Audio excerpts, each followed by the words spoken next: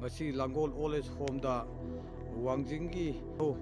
Palem Panthau Masaikol haiba Old Age Home adugi secretary oina pubiribi puksen chaurbi punsida kathoke da khalaga mayamgi tola tarba singe mating pangmo sung kathokpana punsigi sintha warigena khanjaribi ichanupi kamlana Palem Panthau Masaikol Old Age Home dagi lengbiruptuna ngasi Langol Old Age Home gi ahansingda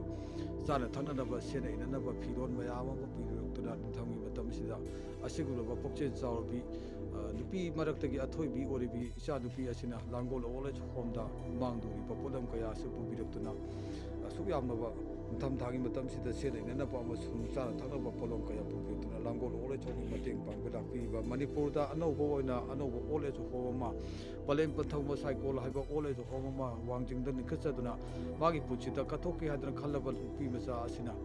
asi Old Age Home Langol da leiba asikisu government gi mateng phangde khanba tabadagi magi leijaba paisa kharna angamba khara puthokchaduna Langol Old Age Home gi chara thanana ba masung sena inanaba phiron mayam ku betuna dan tawula piba asiko ba athoiba nupi asigi nupi martagi athoibi pukchen charbi nupi asina taw thokotengba sol mateng pang masung mana ningkhatariba Palem Panthau Masaikol haiba Old Age Home sisu Manipur sarkar ki ba kaidagi mai laino authority sina mieng sanbiduna pusinum samanu waya khaba mi mateng pangna ningkhatariba sisu mateng pangmina mangda sol